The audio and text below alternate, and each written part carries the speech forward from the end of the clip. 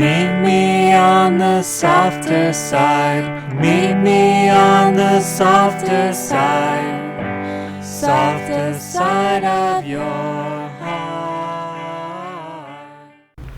Hi there, and welcome to the Skylight Books author reading series. You can find out about this and all of our other author events at www.skylightbooks.com, where you can also browse our inventory as well as order books online.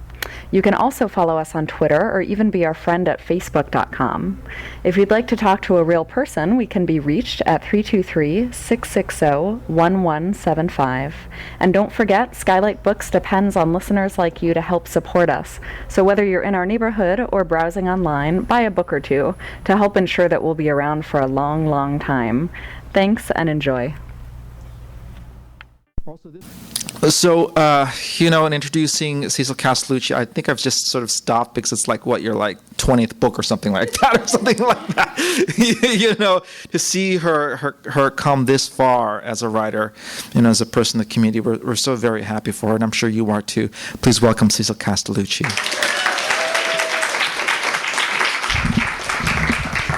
Thanks for coming to my birthday party. Okay, so when I first moved to Los Angeles 15 years ago, in 2 weeks, I used to walk because I didn't know how to drive, and I would walk to the Onyx Cafe, and I would write, and dream about being an author one day. But I was a musician at the time, and then I would come here, and if you go for my frequent flyer, frequent buyer thing here, it's not under Cecil Castellucci. It's actually under Cecil Seaskull. Nerdy Girl, so they can type in Nerdy Girl, and that's how I get my discount here. So this store was, just amazingly important to everything that I do writing-wise, and I think a bunch of you know, but Steve Salardino is the guy who gives me the titles for all of my novels. So he's the one who one day, he's over there, and one day I came in and I was in despair, and I was living on my $3 a day and walking everywhere and taking the bus because I didn't know how to drive, and I'm still a bad driver. And he was like, Cecil, you should totally write a book called Boy Proof. And the boy's name should be called Max. And I was like, okay. And so I did, and then that was the first book that I sold. So I really owe Skylight a lot. So some of you have received some postcards on your chair. So for my birthday, I'm doing. Some of you know I'm doing an art project. It's my first conceptual art piece, and basically what I've done is I sent blank postcards to visual artists and with a word or a phrase, and I asked them to, draw something based on that word or phrase. And then the printed postcards I've sent to an author in the hopes that the author will write a microfiction or a small philosophy or a poem or something like that. And so some of you have them with no name on it. That's because the author has not sent it back yet. But some of you have it with a name of an author. Can you hold yours up that has the Post-it on it? Yeah, so see, that's Natalie Standiford, and it was on a card by Bruce Lynn. So because Skylight Books is so important to me, and some of you might have seen in Publishers Weekly that Carrie was talking about, sort of the health of bookstores in general and stuff. And I know you're all going to buy my book tonight, but I thought maybe you would also want to buy some of these fantastic authors who have participated in my art project, or the ones who I've sent perhaps a postcard to. So I'm just going to read all of those authors' names, because then it's kind of like they're at my party too. So perhaps you would like to buy a book from any one of these authors. Colson Whitehead, Steve Almond, Jessica Kane, Marie Mockett, Blake Nelson, Siobhan Vivian, Janet Fitch, Liza Palmer, Janelle Brown, Joseph Matson, Megan Daum, Nina Revoir, Cory Doctorow, Stephen Elliott, David Levithan, Patrick DeWitt, Eden Lepucki, Emma Straub, Marissa Silver, Antoine Wilson, Natalie Standiford, Ellen Kushner, Delia Sherman, Ben Lurie, Meg Wolitzer, Mark Haskell Smith, Lalela Lalami, Grace Krulanovich, Donald Antrim, James Elroy, Tom Lutz, Mark Sarvis, Jim Ruland, Todd Goldberg, Sonia Sones, Cherie L. Smith, Co Booth, Jill Murray, Lisa Yee, Lee Henderson, Samantha Harvey, Ben Enerick, Francesca Leah Block, Lauren Miracle, Nettie Ivy Harrison, Neil Pollack, Lauren Strasnick, Ned Vizzini,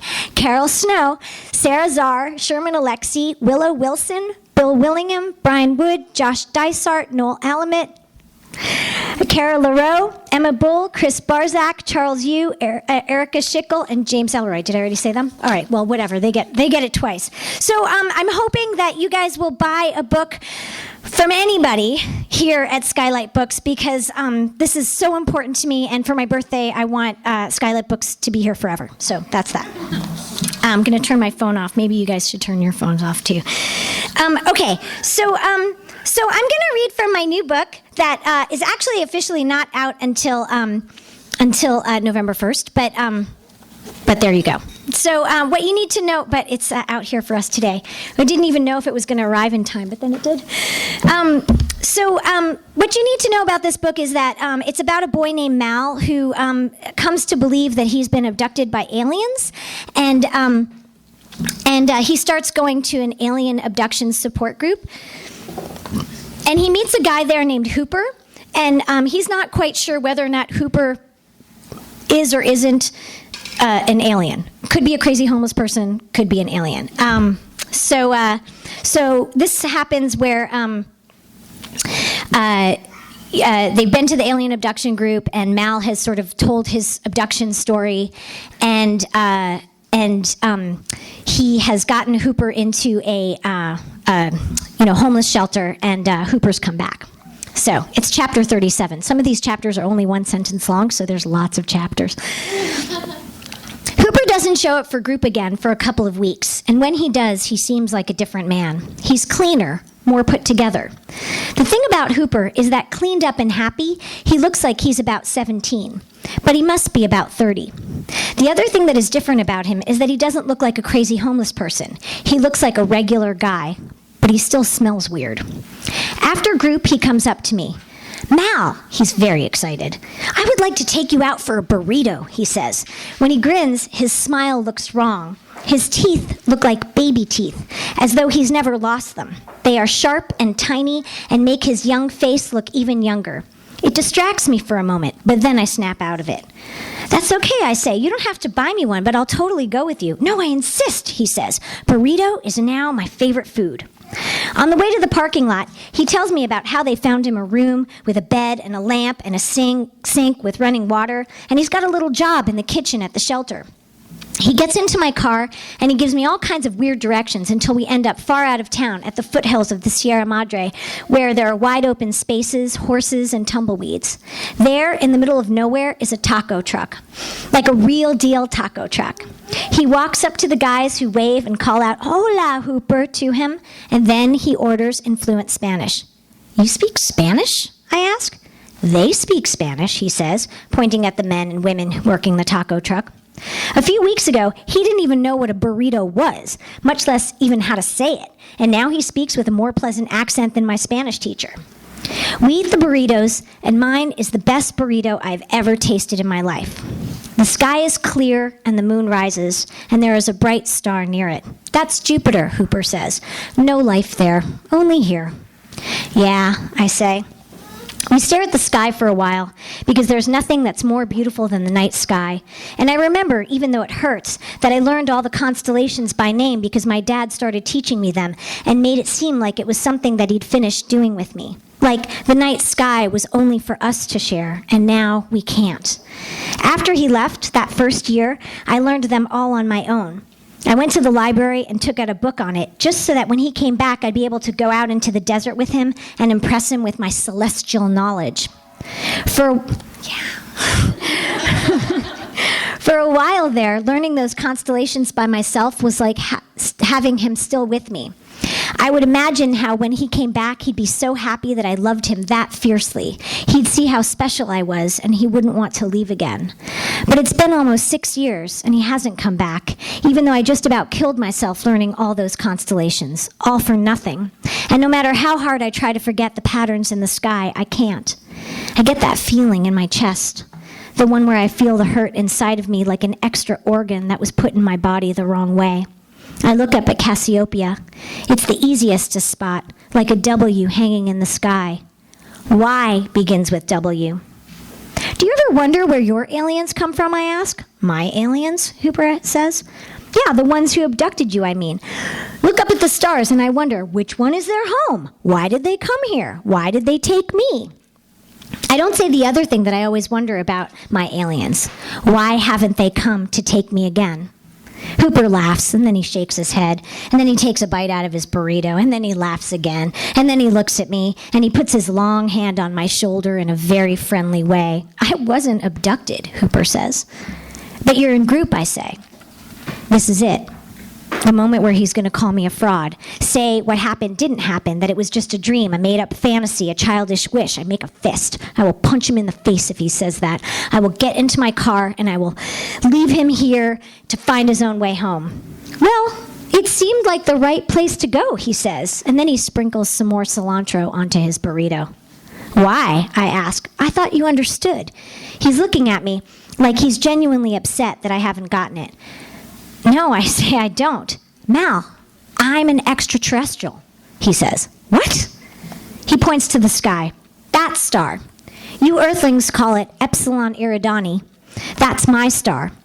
All I want to do is get off this planet and to go home. But although it hangs there in the sky close enough for me to see with my naked eye, it's 10.5 light years away.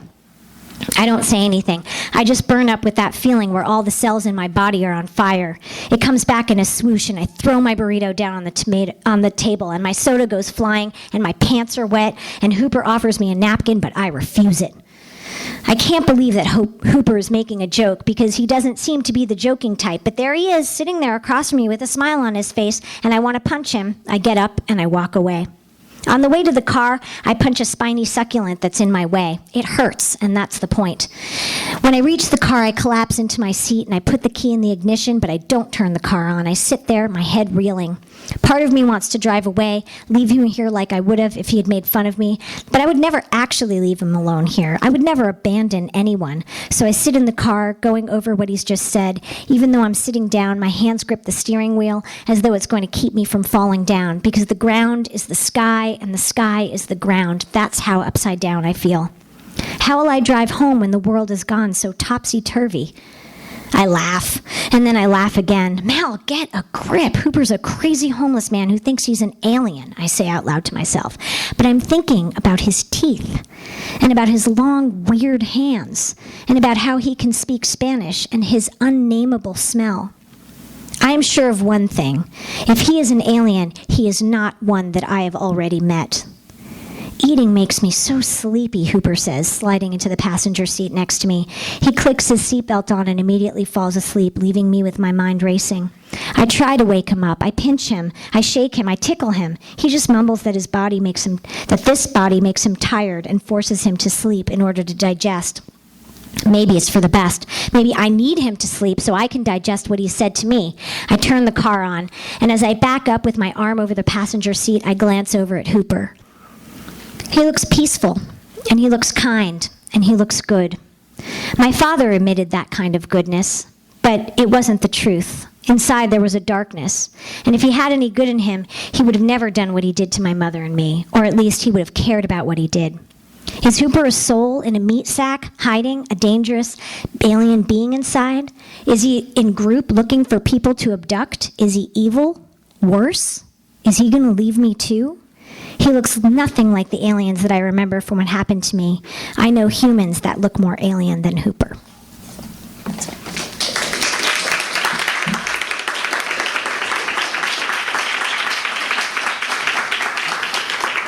So, since it's my birthday, I thought maybe I've been working on my new novel, which is due on Monday, and I thought maybe I'd try reading a small chapter from my new novel, if you guys wouldn't mind indulging me. Okay. So I haven't even really read this ever out loud, so it could be a really horrible disaster. Will you take a picture or something? I think I'd like to remember. Okay. So what you need to know is that this book, it's called The Tin Star, and it's going to come out in like 2013 or 2014, and it's basically sort of Casablanca in outer space on a space station, sort of fractured and whatever. And totally wrong, and not exactly that at all. And the girl is Rick, and her name is Tula. And this is a point where Tula has been beaten to a bloody pulp, and she's sort of been healed by the medics, but then she doesn't have a place to stay on the station, and so they sort of kick her out. But she's stolen a plant, and she doesn't know what to do, so she goes back to the dock where her spaceship abandoned her, because she thinks, well, I'll just go back to the beginning. And she there meets an alien who becomes her friend, I guess, sort of. How much do you want for the plant? Tula opened her eyes to see a large insect alien above her. She remembered him from the day she was found, Heclek. It's not for sale, Tula said. Her voice cracked. She was thirsty and hungry. She hadn't eaten in days. Her throat was dry. Her mask itched. It was losing its ability to filter air for her. Heclek screamed, "Oh, you dirty human! Don't speak! You are trying to kill me with your sounds!" Tula was not quite certain where Heclek's eyes were. She chose to focus on the two protuberances on the side of his head. That seemed to work. He pointed at the plant. "How much?" "It's not for sale," Tula whispered in the universal galactic her dizzy brain could remember. Heclek smiled.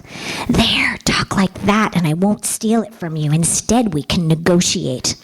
The plant was the only thing she owned. It was the only beautiful thing in the cargo bay, and though it would probably save her to sell it, she could not let it go. "I'll give you a hot meal and some credits," Heclek said. Tula pulled the plant closer to her. She could see by his movements that he very much wanted it, that it was worth much more than he was offering. "No," she whispered. "Did you say no?" Heclek said. "Your universal is terrible." She shook her head from side to side, the human way for saying no. "Oh, yes," he said. Good to do business with you," he said, reaching for the plant. Tula pulled the plant into her arms and cradled it. "I said no," she shouted. Heclek groaned in pain. Tula was shaking from hunger, but all she could see was Heclek's mouth coming towards her. He spit out his tongue, and a sharp, pointy barb injected into her arm. Tula dropped the plant and tried to scramble away. She felt the barb release her, and she felt nauseous. She heaved, she swallowed, she looked back at Heclek. He was not reaching for the plant. Instead, he was calmly looking at her. Tula's head ached, and she felt hot. Had Heclek killed her? Maybe it was for the best. Maybe it was better to end life for a pretty plant. Maybe this insect had done her a kindness. She looked around the cargo bay. Through the window, Tula could see the gray planet below. The station PA system blared as it always had, the announcer speaking too quickly for her to understand. She began to sweat. There was a ringing in her ears, and then everything seemed to pause. Her brain felt clear, her breathing easier, the words spilling forth from the PA began to make more precise sense to her. "Station time, 1800 hours. Full forecast of news available on the O-ring. Remember to always wash your extremities for health safety. Current station alert is yellow. Next news thing at 1830. I don't know what I wrote there. It's a first draft, people. "So what do you want for it?" Heclek asked. She could understand him perfectly, and there was no accent. "You stabbed me," she said. "Oh, don't be ridiculous. I injected you with some of my nanites so I could understand you," Heclek said. "I'm glad I did. The non-altered frequency of your voice was just about killing me." "I feel strange," Tula said. But she could understand the creature in front of her perfectly. "The nanites are reproducing. Just calm down. They will adjust to your metabolism, to the atmosphere, and take care to regulate an optimum mix for your species. They will work to translate instantaneously as they learn your language. Relax. Once they reach their maximum, your body will normalize. Right now, they're multiplying, and the effects of the poison of my species has in its mouth will have worn off by then. Sorry about that. It's unavoidable with the stabbing. Now, what do you want for this plant? I want to pass out of here, Tula said. Hecklek laughed, or at least he made a noise that Tula thought could possibly be a laugh. The plant is not worth an exit visa, Hecklek said. Besides, it's not like the old days anymore. Things are impossible now that the Imperium has taken over the core. What's the Imperium? Don't you pay attention? There's been a coup. The Galactic Association has been dismantled, and now the core is under the jurisdiction of the Grand Imperium. It must have been a trick of the light, because Tula could have sworn that this alien insect creature looked wistful for a moment. She saw it as an opening. Buy the plant, then. It's worth something. Well, yes, he said. To me it is. If I return it to the constable, then he'll owe me a favor. I want to get off the station, Tula said. I know about you, Hecklek said. Everyone does. And you will never get off the station. Even if you did get a pass, it would be worthless to you. A pass is not good without an allegiance, and no one will ally with you. You're nobody. And worse, you're human. I'll petition, she said. I'll petition for citizenship somewhere. I'll be claimed by a colony. I'm as good as allied already. She knew she was lying to herself and to him, and no one would ever claim her, and the planet in front of her had rotated, and she could see a mountain range. She leaned toward it as though she were a part of the mountain range, and as she did, the plant fell to its side, and some of the soil spilled on the floor, and she began to scoop what she could and put it back in the pot. Do you know how many people survive in your situation on this station, he said. Almost none. No allegiance, no credits, no allies, no friends, no help, nothing. Do you know how many aliens like you I have watched die? Scores. I could sit here over you and watch you die and then take the plant. Tula knew that what he was saying was true, and she wanted to cry, but instead she hardened herself. Then why don't you do that? Why don't you just sit there and watch me die? He looked as though he were going to move across the cargo bay and do just that. Instead, he settled his body down on the floor next to her. I'm feeling generous today. Give me the plant and I will owe you a favor. Favors are useless if I'm dead, she said. Besides, how can I trust you? You can't, Hecklek said. I'm a hort. Tula laughed. It was not funny, but somehow having a conversation with someone felt normal after weeks of chaos. Are you strong enough to run an errand for me? Hecklek asked. If you are, then I will pay you in credits. I cannot go to the social level. The noise is too much for me. But I have to deliver something to a ship captain who likes to get drunk when he's in port. Deliver it and bring back the item he gives you, and I'll pay you then. Pay me first, Tula said.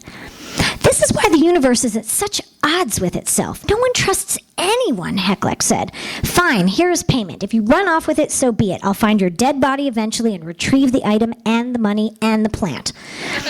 Hecklek pressed a bloody, wrapped up linen and a credit sheet into her hand. What is this, she said. It is a digit from one of his crew members. Tell him to give you the item or I'll send the rest of the crew member to him in pieces.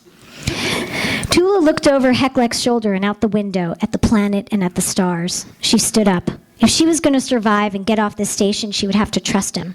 She felt dizzy, and her stomach grumbled. She had to eat. It had been a while. She was afraid that if she took the plant with her, she would lose it. He was safer here. She placed the plant in front of Hecklek.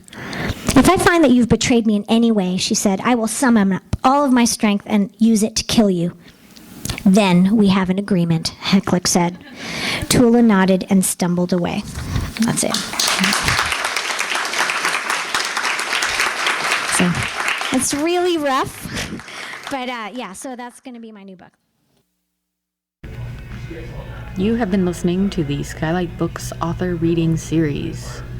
Don't forget that you can check out this and all of our other great podcasts at www.skylightbooks.com. Today's music was provided by Fragile Gang. You can check them out at MySpace, Facebook, and the iTunes Music Store. Thanks for stopping by, and we hope to see you soon.